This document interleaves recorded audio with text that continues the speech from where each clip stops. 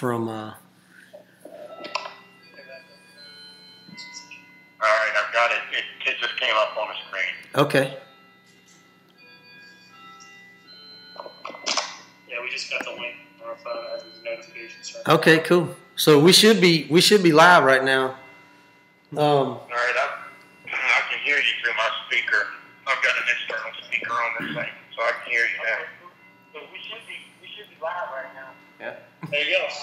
You hear that? You can hear the lag a little bit.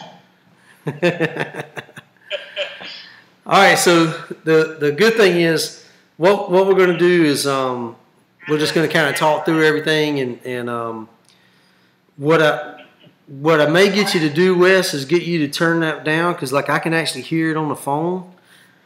And all right, I've got it almost. I'm taking it down pretty low now, the volume. And in fact, I took the speaker off and just put it on. I've just got the computer with the sound now.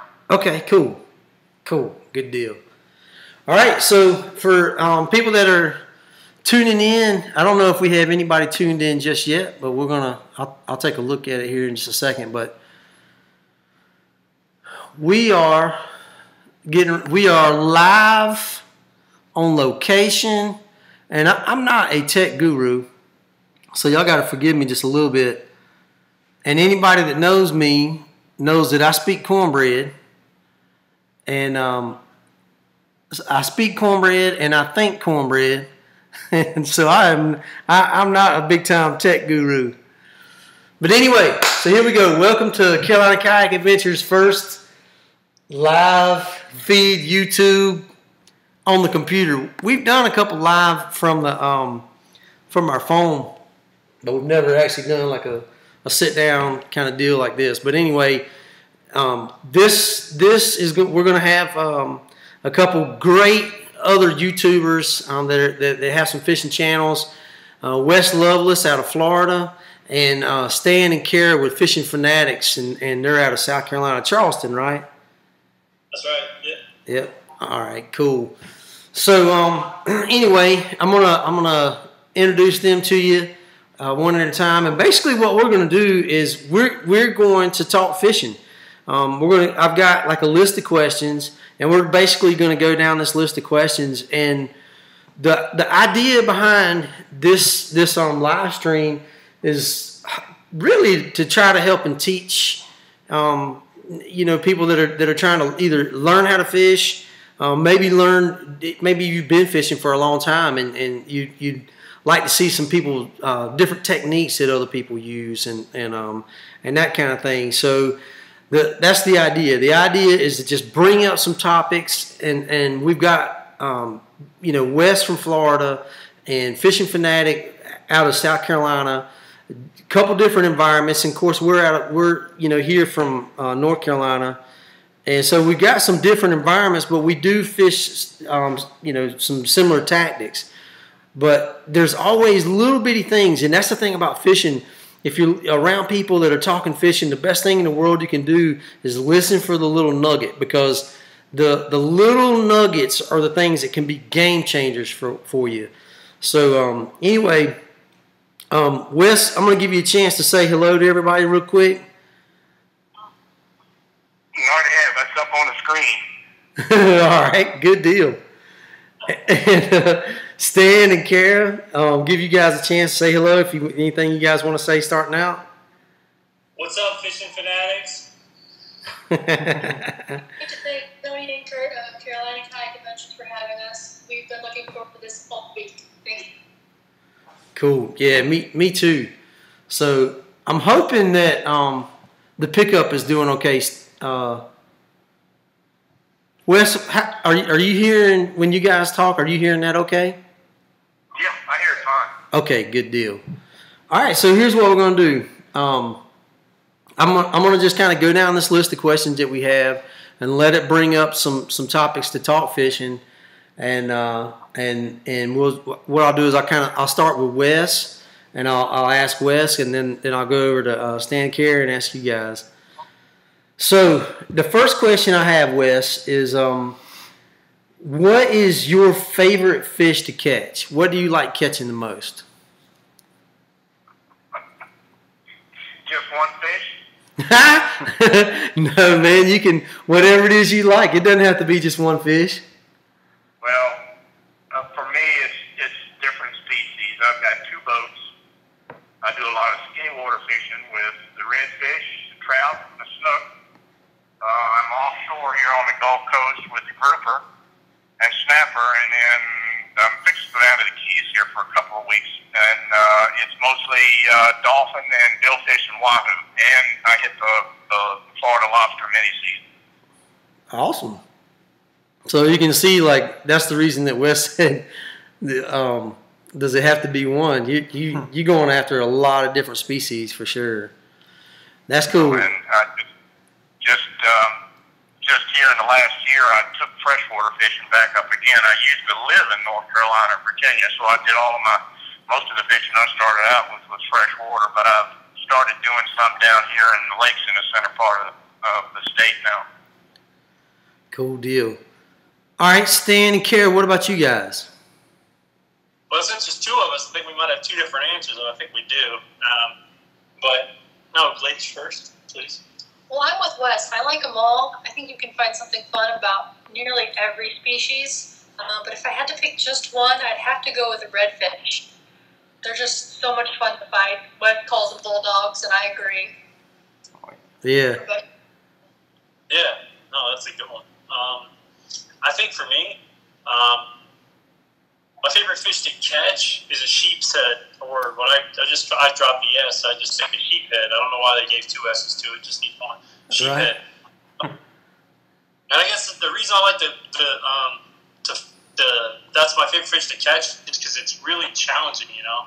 Those, they're convict fish, you know, they can steal your bait. They're tricky, you know, and they, I don't know, it's just what I grew up on. It's like my bread and butter, you know, and I can always go find them. You know, they're very reliable. Whereas, like, you know, flatteners sometimes tend to be in different areas, and certainly redfish. I mean, I could go 12 months out of the year to places that will hold sheep's head, and I mean, I can get them.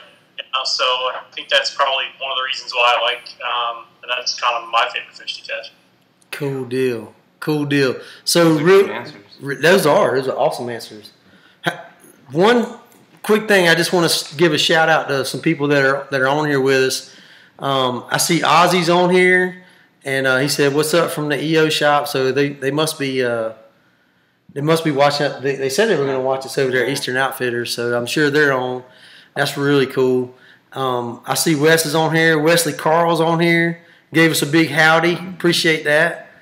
And Trident Driver 1987. He said his favorite fish to catch is flounder. Right on. So, how about you, Kurt? What's your favorite, man? Yeah, I'm definitely red drum. Red drum. Absolutely. Oh, and why?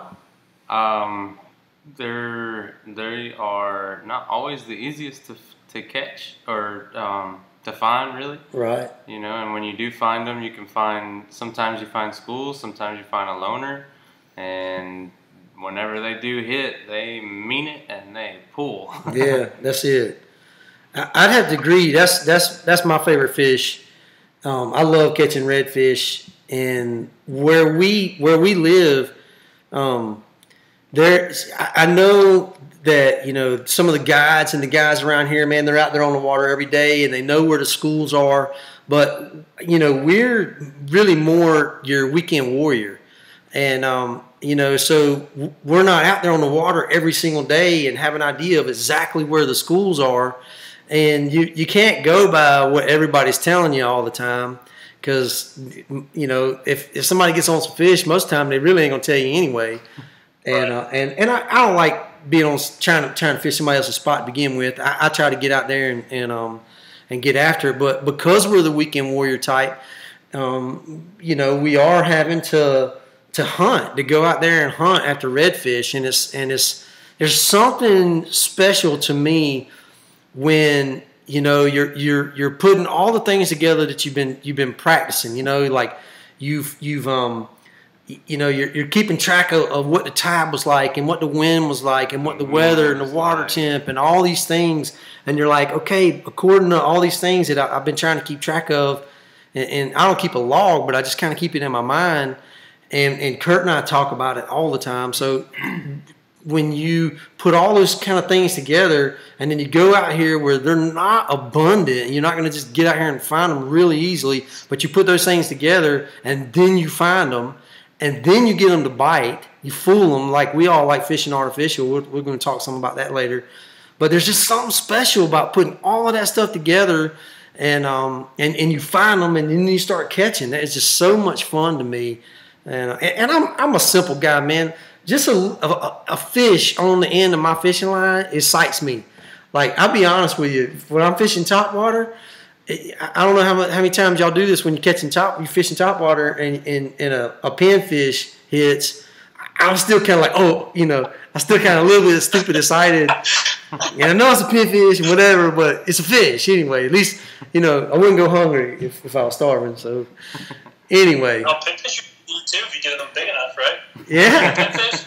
Yeah. I haven't tried one. Maybe we need to do that for we'll do a catch and cook, man. There's gonna be a lot of bones. We should do a challenge, man. Do that as a challenge. All right, next pinfish you catch, you got to eat it. Okay, I'm down. We'll do it. How about you, Wes? You up for that? Yeah. Okay. Wes is down with it. That's great, man. All right, so you're just gonna have to figure how you can catch a snook up there. Yeah, you're right. I didn't say I was gonna play fair now. You gotta send it to us. That's how we catch it. Yeah. Okay, the next thing I was going to ask you is, do you prefer, like, what is your favorite place to fish? Do you like fishing in the backwaters, marshes? Do you prefer fishing open bays, or is your favorite to actually just go out into the ocean? So I'll start with you, Wes. What's your favorite? Well, the ocean, the Gulf, and the Atlantic, and the lower part of Florida are a lot of fun, but I'm 8 or 9 hours drive down there, so it's a little bit, it's a few times a year. So, and grouper season here it didn't come in until June 1st. I hit the first day, and I haven't been back because the temperatures have just been absurd. And, but my favorite is the fact that I live here right on the Chasm-Wesca National Wildlife Refuge, so it's 15 minutes into the refuge, and that's the snook, trout, and habitat. But I tend to stay mostly in the backcountry because I've got about almost a mile of creeks and islands and sawgrass. And that's where these fish stay. And I'm fortunate enough that the refuge is fairly remote, so it doesn't get a lot of traffic. And I know so much of it when I see people where I don't like to see them, I just keep going until I don't see anybody anymore. So that's I prefer that because I can fish that year round. When you guys are freezing, I'm down here in shorts and no shoes, and I'm fishing up there for whichever. Trout is more of a bite in the wintertime, and the redfish and snook are pretty hot right now. But our water temperatures up here or down here now are getting to be in almost near 90 degrees, and that kind of shuts the bite down. Yeah, it is beautiful. Like watching your videos when you go on, you call it the Chaz and that refuge. It is absolutely gorgeous back there, and that's a special thing. We were actually talking the other day on the phone, and Wes was talking about how remote that the area is. Just a little ways from him it's really a remote area. It's not a ton of people build up, So that's pretty cool. Okay, how about Fishing Fanatic, Stan and Kara? What's your favorite between all of that? Why don't you start? All right. Well, I guess the way I grew up, I just tell short stories. So I grew up on an island, a barrier island, and we did sports and stuff like that. My brother and I used to go surfing, and we used to always go to the beach. But he started liking the beach more than I did, and on the back of the island we had a nice marsh. For me, I love going into the marsh. It feels like home for me, and I've moved away from this place before, and I've come back to Charleston. But honestly, the smell of fluff mud for me is home. So yeah, that's it for me. How about you, Kara? I like fishing in the marsh, but if I'm being honest, I think I'm more successful fishing in the open bay. Huh. And also, I am not going to turn down an opportunity to fish offshore. True. If I can get offshore, I'm going. Right. That's when you go offshore, Kara. What do you like to catch out there? What's your favorite catching out there? I've only been offshore just a few times, and we caught some red grouper and some snapper, and that was a blast. Caught a bonito. That was a hard fighter. Yeah. Those are cool. So yeah, I'll take anything offshore, really. Yeah. We hooked up. We got a double hookup on sailfish too. Wow. First sail took her to the front of the boat, and then the other sail, my sail, hooked up. 2 minutes later and took off to the back of the boat. So the captain didn't know which way to go. And I said, "Chick, go run after that other fish for Kara." But anyway, You got off, yeah. But we're going to do that again. But yeah, that's always fun, huh? That's cool. How about you, Kurt? Well, growing up, we went like behind the breakers, so trolling for Spanish and blues and kings. Mm-hmm. So if I had to say where is home, I would say maybe that's more home. But honestly, it's hard to say if that's more fun or if stalking redfish in mudflats. So seeing as how that's my favorite fish, it would be really hard to say that stalking red drum in mudflats would not be probably my favorite. One of the things that makes it a determination for you to be able to say legit like what your favorite is kind of what you're fishing out of, and we're fishing out of kayaks. Yeah. And that changes the game a little bit. It's different going off the beach in a kayak. It's a challenge here. I see down in sometimes on the Gulf Coast they get a north wind and it lays that Gulf out like a lake, but we don't get that very often. We don't ever get that. I've never seen it like that. It's basically, do you think we can make that? And we're like, we're going to give that a good shot, and probably roll. And if we have a neat tide, that one time a year, there we go. That's it. And no wind. Yeah. So, Well, hey, that kind of brings me to a question. Why don't we just tell everyone what kind of average tide we're looking at in our different areas? Because I think that's kind of different too, like you said, right? Yeah, absolutely. Hang on one second. So we have there's a couple people on here, Eastern North Carolina, very near Tony and Kurt, about 15 minutes. Awesome Raleigh is too big for me high. Okay, so Wes, what is your tidal flow like? What's the rise and fall, maybe in feet or whatever?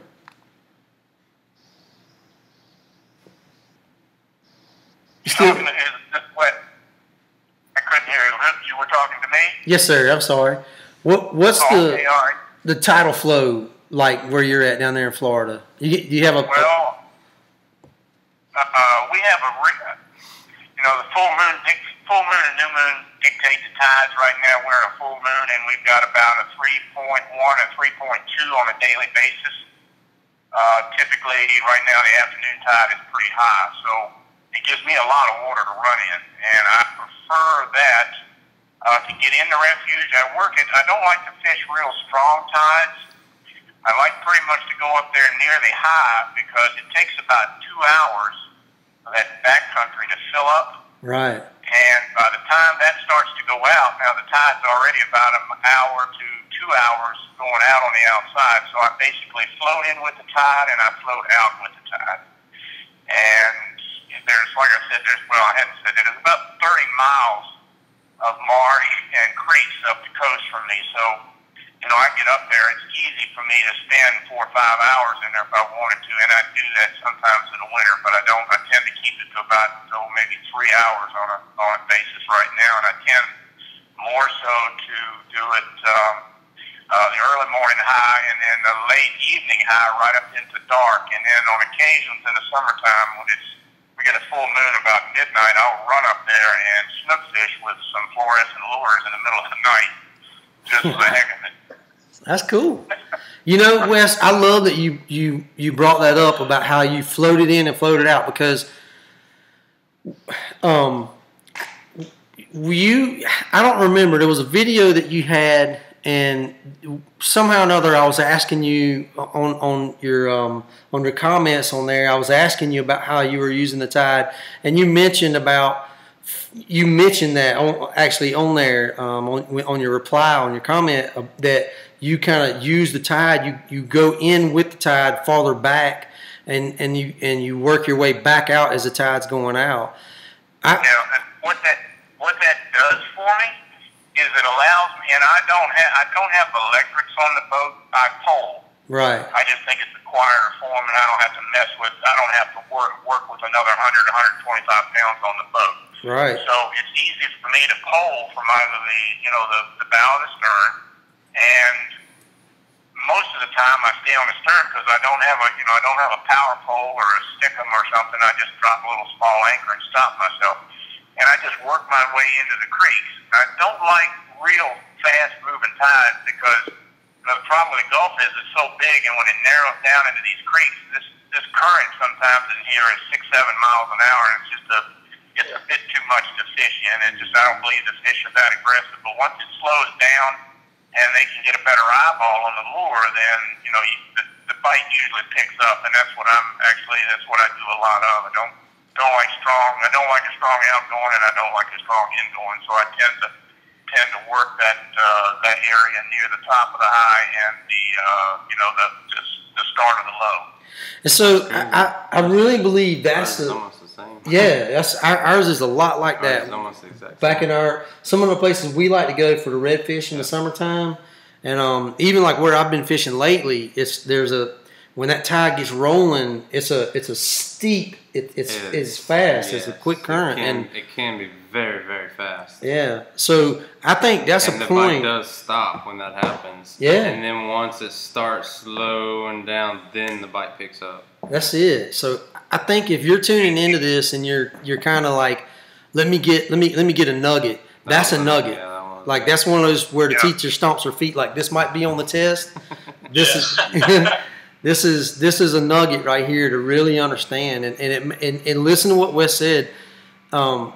It's the reason is, number one, the fish are probably not that aggressive because there's plenty of bait most of the time. You know what I mean? They don't have to go eat that. They'll wait till there's one that comes by, and it's that they're not getting the good eyeball on it. So I don't think you could have put that any better, Wes. So what the same over where y'all are? What about you guys?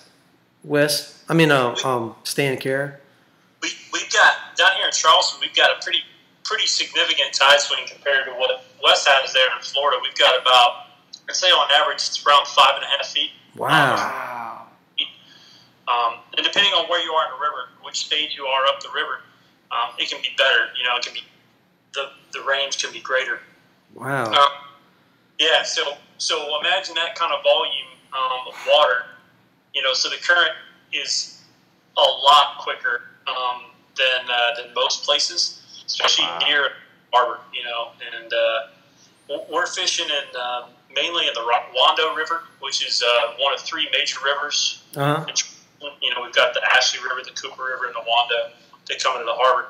The Wando is kind of very broad. It's not as deep, but it's very broad, and there's plenty of room to fish everywhere there. But the current does get pretty bad in the back kind of, confined areas like what Wes was saying there. But we like exactly what you guys are saying. We're seeing that the bite, especially as it's getting warmer, it's concentrated to an hour before and after a high or a low tide, mm-hmm. when that lays down. And, it's just, pick your fish, but they're all biting during that time. Pick your presentation mm-hmm. and stick, whether it be trout, flounder, redfish, what have you. But, anyway. That's it. Kurt, you said you had a comment? Oh, no, I was going to ask, because you got that much tidal flow and you got that much ripping current, then you must have some pretty deep holes in some of your spots. They must be really deep. Yeah. Like even when their tide goes all the way out, you must still have some spots that are really deep. Yeah, we do have holes. And, what you need to do is you need to go out during low tide in our areas, and that's when I tell anybody that wants to start fishing and wants to understand and really learn, go out at the lowest tide you can. Look at the month. There's a negative tide every month, just about, where it goes down below mean low water, what you call zero tide. Right. So when it goes to negative 0.6 or negative 0.5 feet, go out during that tide, try to make it out there, and then that way you can kind of mentally understand where all the features are, because those features might be covered up at a normal low tide and even at a higher tide. So then you can see the shell rakes, you can see the holes, you can see where all these deep eddies are. And for 85% of the fishing you're going to come out here, it's not going to look like that. It's going to have higher water, so you can understand where to go and what to do. Yeah. Right. That's cool. I think that's a big deal. You know, when we first started saltwater fishing, you know, I bought a boat when Kurt was young, and we got out there and just kind of went after stuff and tried things. And some of our local tackle shops would give us a few little hints and things like that. Not many people helped. It was really more just get out there on the water. This was before YouTube. Yeah, definitely before YouTube, and you know, and we just got out there and just tried different things, and being able to hear what. This is the reason when we do our videos why you always hear us say this is what the tide is like, this is what the weather is like. You know, when we were first starting, I never understood so much of why that was a big deal, but you know, these things play a pretty big factor in saltwater fishing. I don't know enough about freshwater to be saying that's a big deal or not, but let me ask you guys this: what are your favorite lures, soft plastic or hard baits? For me, it depends on the time of the year. Right now, because I'm fishing so much skinny water, it's nothing but top waters. It's either it's a skitter walk or a spitting image. They're just basically, you know, walk the dog. They got rattles, and that's what I like. I've got so much skinny water. Most of the time, I'm fishing in usually 2 foot or less. The bottom is such that it's all lime rock. So if you hook a soft plastic or anything that's not weedless, it's done. It's not coming off the bottom. Right. And it's a lot. This area is a lot different up here for about from down here north of Tampa, 50 miles from the Weeki-Wachee River all the way to the Swanee River up near Cedar Keys. The bottom is the same. And it's pretty nasty. It's not, you know, it's not the oyster bars we have. It's just hard bottom. And if you don't know where you're going, you'll lose your lower unit or you'll rip a hole in your boat. Either one. It's a pretty gnarly place to fish. It's actually very unique to Florida because you go around the rest of the coast of Florida and you don't have it. Yeah. And in the wintertime, I tend to go to the Miradines, the 17 series, and I also use some soft plastics, some Absurds and some paddle tails. They seem to work a lot better on the trout. And once you get into the wintertime, the top waters, they're gone. Once you start to go on the other side of about 75 degrees, the top water bite just goes down, is gone. So you have to go to something. You have to put something under the water. Yeah. To get the fish interested. Yeah. That's interesting. I asked Wes one time on one of his videos, like it looked like the entire video he was fishing topwater, and I was like, you know, here most of the people around here only fish topwater kind of first thing in the morning and then late in the evening. And I asked Wes, I said, how long in the day do you fish topwater? And he's like, as long as they're biting. And I was like, wow. One thing with reds down here, they're very tolerant, believe it or not. They're tolerant of this hot water. Mm-hmm. And the water here lately, because it's gotten so much rain, all of that black water out of the swamp has just turned these creeks just black. You can't. I mean, you can't even see a foot into the water. And it's hard for these fish to react. They're just basically reactionary strikes because the snook with their lateral line has got some sense where the lure is, but a redfish, most of the time now, all I'm getting is I'm getting them hooked underneath the chin because, you know, they're the way they're designed, they're bottom feeders, and they don't tend to come up and get anything on the surface. So I don't tend to get, unless it's a real large one, get one hooked in the mouth. I always get them in the chin. Right. How about you guys? Stan, Kara, what's your favorite lure? I'm a big fan of soft plastics. I just think they're very versatile. I can fish it on the bottom or the middle column if I need to. And like you said, we don't have as much of a top water bite as Wes does, so usually a soft plastic for me. Mm-hmm. Right. Yeah, 100%. Softies, no question. Soft plastics. What do you prefer Gulp or Z-Man, or do you have any name brand that you really prefer?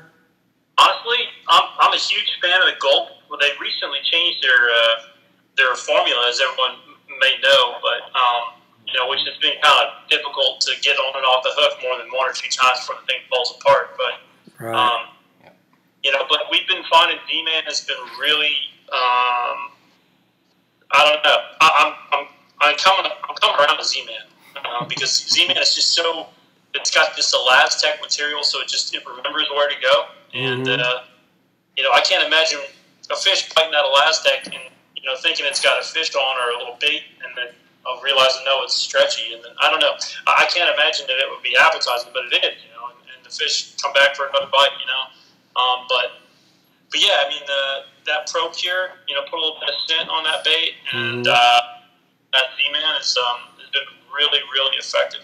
And their profile, they've got, I don't know, probably 100 of them.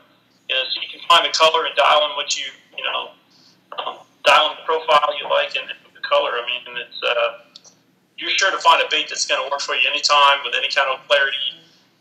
If you like fishing in the middle of the bar, Yeah.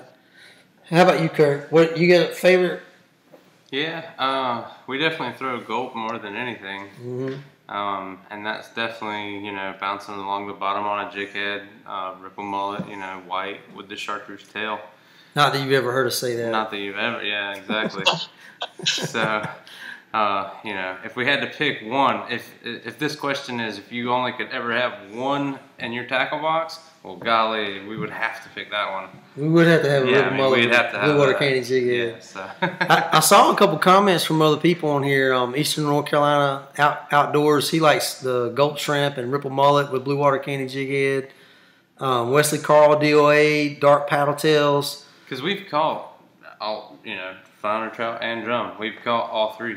Yeah. On it. So. And the same thing though is really like what Wes said too is kind of what you're going after in the summer and the fall and in the winter.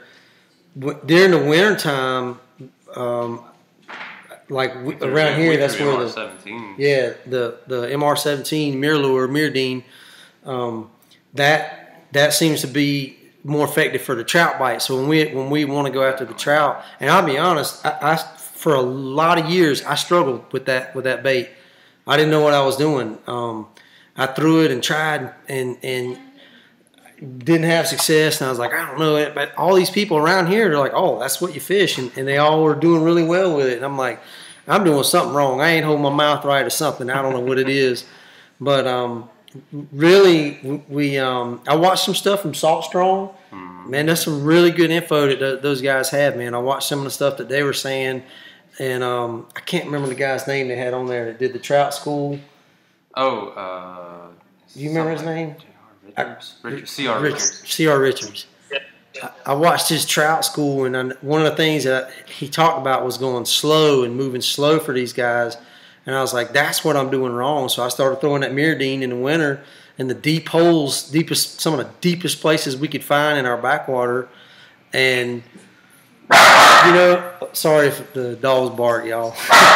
This is a live show. But, and we have Datsuns, and they can't stand anybody to go down the road. But anyway, started throwing that Mirrodine and working it extremely slow, just really, really slow. And it is crazy the success we were having with the trout with that, huh? And even in the winter, here in the wintertime, we get this we call it snotgrass, but it's this algae grass that grows on the bottom, And it is, you can't throw a jig head. If you throw a jig head, man, I mean, you're just bringing up wad's a mess. And so we switch over to a weedless. We used to throw owner, but I really have switched over to the VMC weighted hooks with those. But I still use the twist lock. Yeah, that twist lock the owner has. I take off the little twisty that VMC has, and I put the owner twist lock on the front. That thing works awesome. And switch over to a jerk shad. And we catch everything. We catch you can catch trout with that. We can catch the drum with that. That's what, if you look at some of our videos from this winter where we were getting on some of those schools of drum, that's what we fished, most of the time. Until some people started kind of finding out about one of the holes we were in. And all the charter captains came in there and they took wiffle ball bats. They cut a wiffle ball bat. You remember the big red wiffle ball bats that they used to have when we were kids? They like cut the end of that off and fill it full of shrimp and throwing fresh dead shrimp. And that pretty much did away with any of you thinking that you were gonna fish artificial there. But you know what we did? We just went and got some fresh dead shrimp and kept catching fish there in some of our holes. But that's really not how we like to fish. We prefer artificial. But if you ain't catching anything, you got to switch. And we were in this hole this winter that was incredible. Really, it was epic. I'm gonna ask you guys a couple other gear questions, and man, like it's already, we're 40 minutes into this thing, and I don't know, man. I love sitting and hanging out and listening to people that know how to fish, and you guys, like, we see the success that y'all are having on your channel and what you're doing, and we hear the wisdom in what you say. So I want to ask you a couple more questions, and we'll probably have to wrap this thing up. I didn't mean for this to go this long. I honestly thought we would do 30 minutes and run out of things to talk about, but anyway, let's I want the one other thing. So we talked about kind of like where you like to fish, where you prefer to fish, what kind of bait that you like to use. So let me ask you this: what type of rod and reel do you guys prefer? Do you prefer throwing bait casters, or do you like spinning gear? What is your favorite on that part? Fast action. Yeah, fast action. Short, long. Yeah. What about you, Wes? What's your favorite? Jeez, you don't want to see my rod and reel locker. 500 series, 5,000 series. Yeah. Well, I've got ultralight tackle I use in freshwater. They're basically Shimano, I think 2500s. I've got some 3000s that I use on some. They're short poles, 6 foot, medium action. I don't like long poles. I like short stuff. And my offshore equipment, I've got some big Shimano, the TLD, the 20 series. I've got 10 international, you name it, and Shimano, beef sticks when I'm grouper fishing. So I've got so much equipment that it's, I got more. I don't know. I'm a brick shy of a load. Let's put it to you that way when it comes to tackle. But I don't. This light tackle stuff in here. I'm an old school with mono. I don't use braid. I got basically 10 pound on the Shimano 3000s, and I use 30 pound just regular leader. I've got some. I don't tend to use the fluorocarbon because we have a stained water, and contrary to what people say that the fluoro's better, that it'll work better. I'm not a big fan of the stuff, so I just use some 30 pound, and I actually use loop knots, and I use a swivel tied into my regular line base from the reel. I don't do any line to line tying. I like that. I like the fact that because I'm using these topwater baits, they like to twist. So I use these 12s or 14 swivels that I use. My offshore stuff, 50 pound term and not mono. I'm dragging a lot of skirts with rig valley hoop. let's see, my bottom fishing. Now I use a dead bait. I use thread fin herring when I'm bottom fishing for grouper and snapper. And depending on the depth, I fish out anywhere out here from about 25 feet to 70 feet. And I'm using different weights, but I've got 50 on the reels and I've got 100 on the leader because we've got a lot of big lime rock structure, big coral bottom out here. And these groups are pretty aggressive. And if you don't get them out of the rocks right away, they're going to hold you up, and that's all she wrote. Wow. What about Kara and Stan? What do you guys? Y'all like spinning bait casters? Well, the way I was raised is, there ain't anything else other than an ugly stick by Shakespeare and a 10 reel on top. That's so funny. I probably speak for about half of America that probably fish the same kind of rock reel.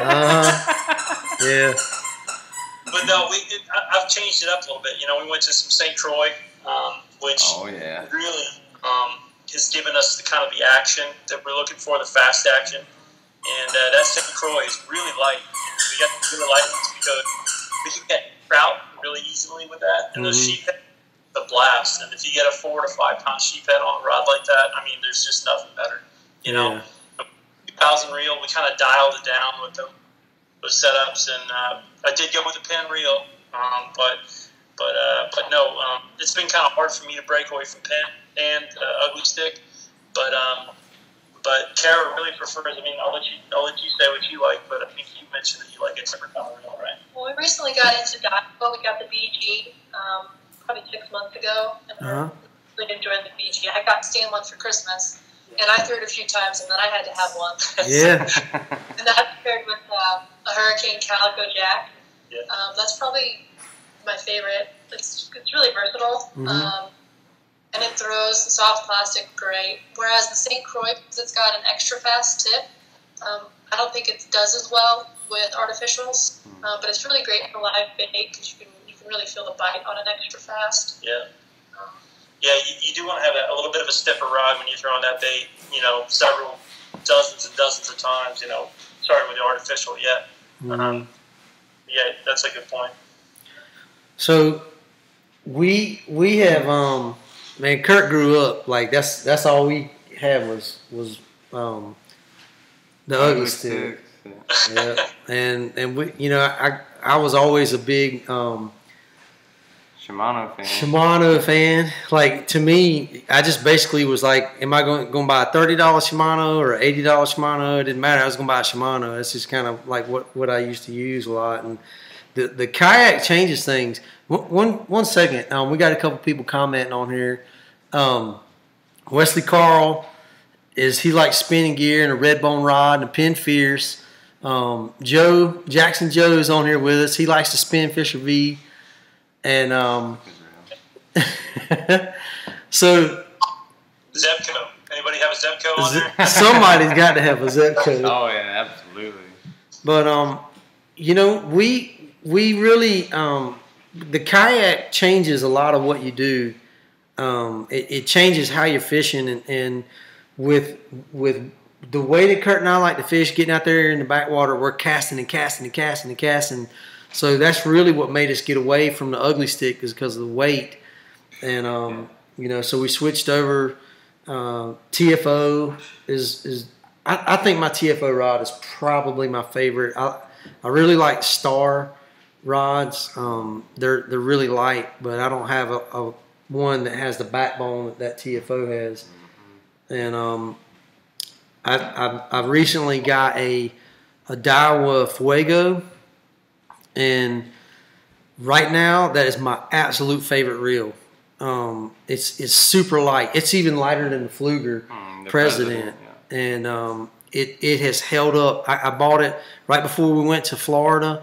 And my first day down there in Florida, I don't know if any of y'all saw any of that footage, but I saw all those drum down there, and I went nuts, man. I was shaking and trembling and whatever. And I dunked that reel right in the water. And I've had zero problems with it. None. I've had zero problems. So that Daiwa Fuego for $100, is really good. So I prefer fast action, and we're a little bit different than Wes.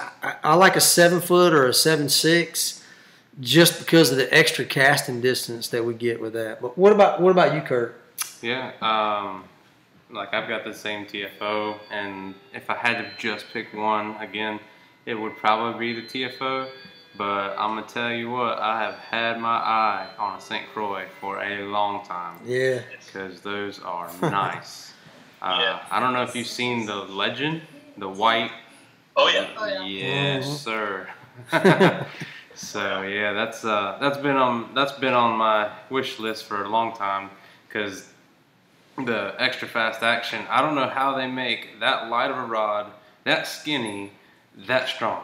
Yeah. I have no idea how they do it, but that looks like a killer rod. And I've held it a few times, but the out of rods I have, the TFO would definitely be the one, and it's a 7.6. And what about reel? As far as reels go, I've done a lot of internet research, and what I have found is that Daiwa puts the most money that they make back into their product more than anybody else. Their engineering and their research and development is way beyond what most companies are doing right now. So if I had to pick, I would definitely say that Daiwa would be the company that I would go for. They've got they put a ton of effort back into their reel to make it strong. And the new LT series that they've got, and that's what your Fuego is the new LT series. They're doing, they're taking steps that other companies aren't doing. So it's really cool to see. So some of the comments that people are saying is kind of funny. One person asked what happened to the Tsunami.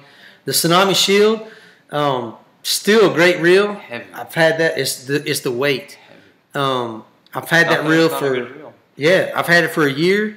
It's been on a lot. I have fished that reel a lot, and it held up to everything that I put it through. There is, like, if you're looking for, if I could say, I put my stamp of approval that this is kayak quality. Which means something. It's, like, it means that it's going to get dunked, rolled wet, like it's going to get sprayed. Like, it's. If I had to say something about that Tsunami Shield has definitely got that stamp of approval. But I'm going to tell you something, that Fuego that is super light, that Daiwa Fuego, man, that's right now is my favorite rod. But we have to be. I will say this.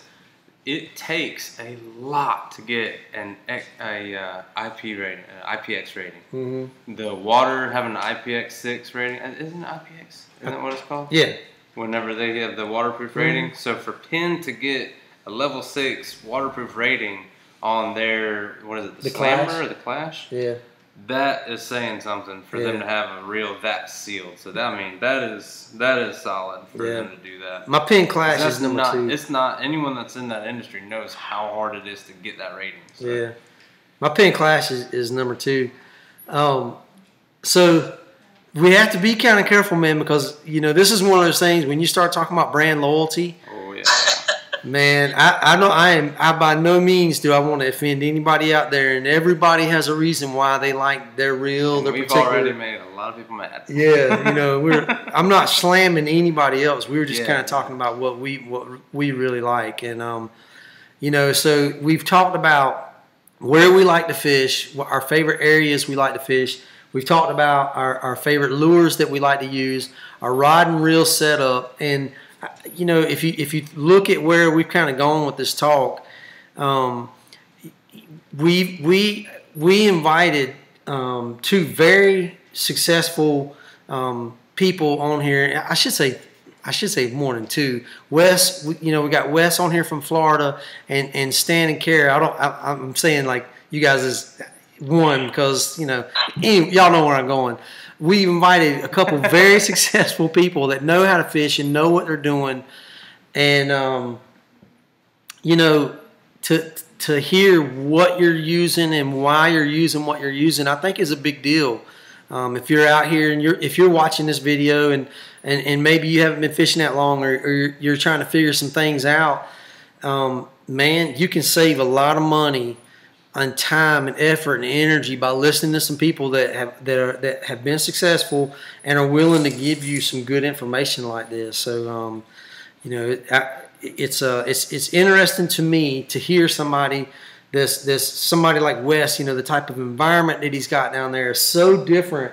It sounds like Stan and Kara, like our got a lot of different. Yeah. Tidal flow, that's huge. The tide is the same for us there with West, but their tidal flow is a lot different. But still, if you think about it, we did the same. Bottoms are different. Yeah, but we did some very similar things. Like we're using the tide to our advantage and being smart about it. You know, baits. I think when it comes to what your favorite bait is, sometimes that determines a lot about what kind of rod and reel and that kind of, what that you're going to pick or whatever. But some good reasons of why everybody on here said why they like what their particular bait is and why they're using it. So I just want to tell you guys how much did I appreciate you coming on here with us and taking time out of your schedule. I know both of y'all are busy and you got your own channels running, and if ever anything, if there's ever anything that we can do to help you guys, man, we are here. We appreciate you, and we really enjoy watching both of your channels, man. Y'all are awesome people. So likewise. We are inspired by all of you guys, and we have to extend an invitation. If you're ever coming south and you want to stop in Charleston, say hey to us. The West, if you're coming up north, give us a holler. Let's go fishing. Cool. Yeah, that's awesome. Absolute same thing right here, man. Like either one of y'all, if y'all are ever up this way, you got somewhere to stay, and we'll put you out there on the water. Y'all had to get on a kayak with us now. Y'all we don't have a boat to put you on. We'll put you on a kayak. Well, my brother lives in down in he lives just outside of Wilmington. Oh yeah. Oh wow. And I can always if I'm coming up there, you're hard to get me into anything that uses manual propulsion. I like to work, So if I'm coming up there, I'm hauling the skinny boat with me. It's not that bad to haul. So, okay. I used to fish all of that Wilmington area. I've done a little bit of fishing out of Hatteras, and then the rest of my fishing was freshwater fishing up around Raleigh, Durham, Chapel Hill, and then sometimes into Virginia. But I haven't done that in a long time. But cool. So all the area that my folks live just down the beach from Masonburg Inlet. Wow. And I fished all the way up and down that coast, all the way up to Snow's Cut and what's the other one up by you, Tony? You got Topsail Inlet. Topsail Inlet. Mm-hmm. Yeah, Topsail Beach Inlet. I fished I trolled up and down that coast all the time back when my folks were living down there. So cool deal. So yeah, I'm pretty familiar with the area. Yeah, well, like we said. The only thing I didn't do was a lot of that skinny backwater fishing because the boat my father had was just too big for the area. But mine is nothing that can slow me. Nothing can slow me down. And I'm, once I get to know the water, I just plow ahead and heck with it. Hey, I got to tell you a couple comments that are on here that are a little bit funny. My man Jackson Joe said, I taught Tony how to drum and trout fish. Laugh out loud. Awesome, guys. Love you. I'm going to tell you something, man. Jackson Joe and Yak C. Carl Banks, man, that's two guys that if you had ever thought about getting out of kayak, and that's two guys that would keep you in it. They're really good people, man. And one of the first times we ever fished Virginia Creek, right over here where we live, we rolled up on them, and they were willing to share information and honestly, it's a little bit stout saying he taught us how to catch them drum and stuff or whatever. But I do love him, and it's cool that he would say something like that. But they are good people, man. They are. He picks hard. Yeah, good, definitely good people. So I enjoy it.